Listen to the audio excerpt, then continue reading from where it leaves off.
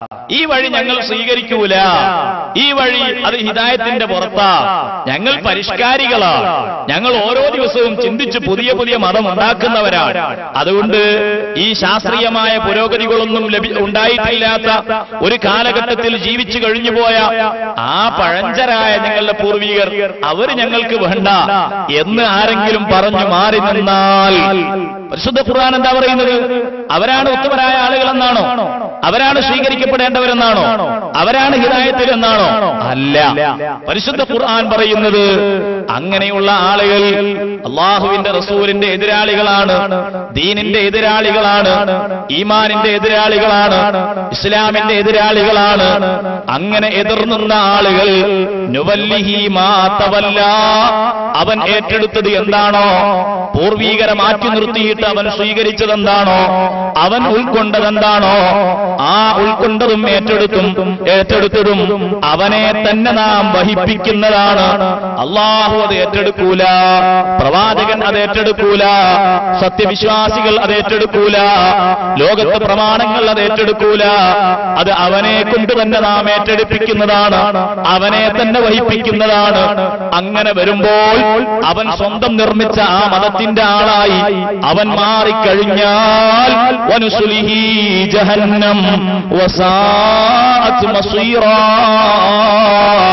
അവനെ നാം നരകത്തിൽ പ്രവേശിപ്പിക്കുകയും നരകം വളരെ മോശപ്പെട്ട സങ്കേതവുമാണെന്ന് അല്ലാഹുവിന്റെ കലാമായ പരിശുദ്ധ ഖുർആൻ വളരെ വ്യക്തമായി നമ്മുടെ മുന്നിൽ ഉത്ബോധിപ്പിക്കുകയും ഉണർത്തുകയും ചെയ്യുന്നു. പ്രിയപ്പെട്ട സഹോദരന്മാരെ, ഇതൊന്നാമതായി ഞാൻ പറഞ്ഞത്, നമ്മൾ ഏതൊരു വിഷയം പറയുന്ന സമയത്ത് അതിന് പ്രമാണം ഉദ്ധരിക്കുമ്പോഴും നമ്മുടെ മുൻഗാമികളായ ആളുകളെ നമ്മൾ അതിനെ കൂട്ടുപിടിക്കുകയാണ്.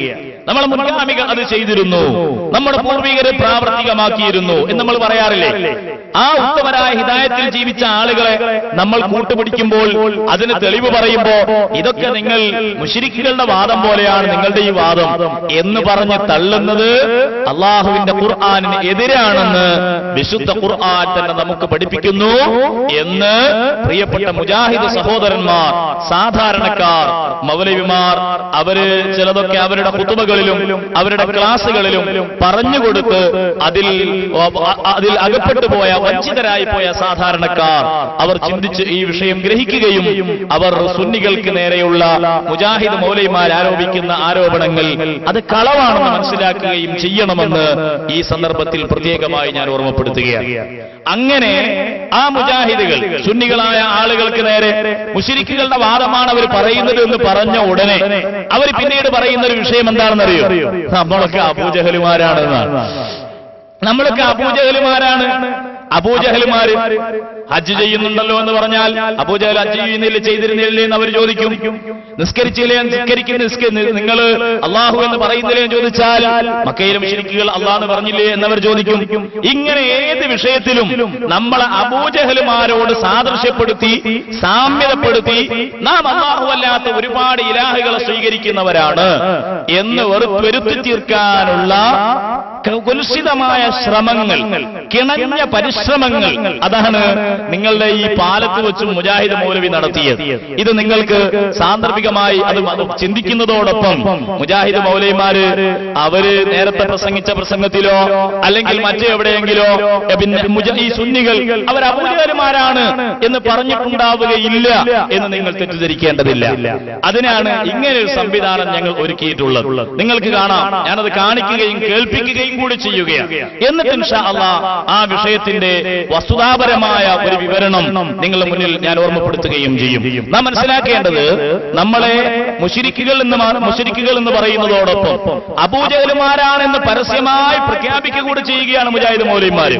സാധാരണക്കാരായ ആളുകൾ ഇത്തരം വിഷയങ്ങൾ കൂടുതൽ ശ്രദ്ധിക്കാതെ മുജാഹിദ് പ്രസ്ഥാനത്തിന്റെ ആളുകൾ എന്ന് പറഞ്ഞാൽ അവര് സമൂഹത്തിൽ ഒരു സാംസ്കാരിക സംഘടനയാണെന്നോ അല്ലെങ്കിൽ മറ്റെന്തെങ്കിലുമാണെന്നോ, അവര് നവോത്ഥാനത്തിന്റെ, തജ്ദീദിന്റെ ഒക്കെ ആളുകളാണ് എന്നോ പരിഷ്കാരത്തിന്റെ ആളുകളാണ് എന്നോ ചിന്തിക്കുന്ന ആളുകൾ, ഈ ആളുകൾ അവരുടെ പരിഷ്കരണങ്ങളും നവീകരണ പ്രവർത്തനങ്ങളും അതൊക്കെ ഇസ്ലാമിന് അന്യമാണ്, മുസ്ലിങ്ങളോട് ചെയ്യുന്ന കടുത്ത ദ്രോഹമാണ് എന്ന് മനസ്സിലാക്കാൻ ഉതകുന്ന രൂപത്തിൽ എത്രത്തോളം എന്ന് ചോദിച്ചാൽ മുജാഹിദ് മൗലവി പ്രസംഗിക്കാൻ പോകുന്ന രംഗം നിങ്ങൾക്ക് പ്രസംഗത്തിൽ കേൾക്കാം. അതിൽ ഇയാൾ പ്രസംഗിക്കുന്നത് തന്നെ പരിശുദ്ധമായ ഹജ്ജ് കർമ്മത്തിന് വേണ്ടി പോലും ലക്ഷക്കണക്കിന് ആളുകൾ പരിശുദ്ധ കഅബാലയത്തിന്റെ അരികിലേക്ക് പോകാറുണ്ട്. പക്ഷേ ആ പോകുന്ന ആളുകൾ അവരൊക്കെ മുശ്രിക്കീങ്ങളാണ്, അബൂജഹലുമാരാണ്. ഏറി വന്നാൽ മുവഹിദുകൾ മാത്രം ഹജ്ജ് ചെയ്താൽ 5 ലക്ഷം ആളുകളെ ഹജ്ജ് ചെയ്യാൻ ഉണ്ടാവുകയുള്ളൂ എന്നാണ്. 5 ലക്ഷം ആളുകളെ ഹജ്ജ് ചെയ്യാനുണ്ടാവും എന്നാണ്. ബാക്കി അവിടെ വരുന്ന ആളുകളൊക്കെ അബൂജഹലുമാരാണ് അവര് എന്ന് മൗലവിമാർ പ്രസംഗിക്കുകയാണ്. നിങ്ങൾക്കത് കേൾക്കാം. സഹോദരന്മാർ ശ്രദ്ധിച്ചോളൂ. അങ്ങനെ മിനയിൽ ദുരന്തമുണ്ടായി. എന്താ ദുരന്തം ഉണ്ടാകാനുള്ള കാരണം? മിനയിൽ ദുരന്തം ഉണ്ടായത് അവിടെ ജനപ്പെരുപ്പം കൊണ്ടാണ്, ജനാധിക്യം കൊണ്ടാണ്. ഈ ജനാധിക്യം എങ്ങനെ ഉണ്ടായി? മുവഹിദുകൾ മാത്രമാണെങ്കിൽ 5 ലക്ഷം ആളുകളല്ലേ ഉണ്ടാവുള്ളൂ. പിന്നെ എന്തുകൊണ്ടാണ്? അത് അബൂജഹലുമാര് ഹജ്ജിന് വന്നതിന്റെ പേരിലാണ് എന്ന് മൗലവിമാര് പ്രസംഗിക്കുന്നു. സാധാരണക്കാരൊക്കെ വളരെ നന്നായി ശ്രദ്ധിക്കുക. നമ്മളെ സംബന്ധിച്ച് ഇത്തരം ആരോപണങ്ങൾ പോലും ഉന്നയിച്ചുകൊണ്ടാണ് ഈ സമൂഹം ഇവിടെ ജീവിച്ചുകൊണ്ടിരിക്കുന്നത് എന്ന് വളരെ വ്യക്തമായി നിങ്ങൾക്ക് മനസ്സിലാക്കാം. നിങ്ങൾ ചിന്തിച്ചിട്ടുണ്ടോ എന്നറിയില്ല, പുതിയ വിഷയമായിട്ടൊന്നല്ല ഞാൻ പറയുന്നു. മിനായിൽ ദുരന്തം ഉണ്ടായി അല്ലേ? ഹജ്ജിന് ഈ വർഷം ദുരന്തം ഉണ്ടായി, കുറെ ആളുകൾ മരിച്ചു. എന്തുകൊണ്ടാണ് ഇങ്ങനെ ഇടക്കിടക്കൊക്കെ അവിടെ ആളുകൾ മരിക്കുന്നത് നിങ്ങൾ ചിന്തിച്ചിട്ടുണ്ടോ? അവിടെ ഇസ്ലാമികമായ ഹജ്ജല്ല നടക്കുന്നത് എന്നുള്ളത് കൊണ്ടാണ്. മനസ്സിലായില്ല. അവിടെ റസൂലുള്ള ജബലുർ റഹ്മയിൽ ദുൽഹജ്ജ് 9 1 ലക്ഷത്തോളം സഹാബികളുമായി വന്നു. 1400 വർഷങ്ങൾക്ക് മുമ്പ് പ്രവാചകൻ ഹജ്ജ് ചെയ്യാൻ വന്നു. ആ പ്രവാചകന്റെ കൂടെ ഹജ്ജിന് വന്ന 1 ലക്ഷത്തിലധികം വരുന്ന സഹാബികൾ അവരാരാ? മുവഹിദുകളാണ്, തൗഹീദുള്ള ആളുകൾ, നബിയിൽ നിന്ന് ഹജ്ജ് പഠിച്ച ആളുകൾ, നബി പഠിപ്പിച്ചു കൊടുത്ത ആളുകൾ, നബി കാണിച്ചതിനെ ഫോളോ ചെയ്ത ആളുകൾ. അവരൊക്കെ വളരെ മാന്യമായി ചെയ്തു. ഇന്ന് ഹജ്ജിന് ചെല്ലുന്നിടത്ത് ആരൊക്കെ വരുന്നുണ്ട്? അവിടെ അബൂജഹലുമാർ അവിടെ ഹജ്ജ് ചെയ്യുന്നു, ശിർക്ക് ചെയ്യുന്നവർ ഹജ്ജ് ചെയ്യുന്നു.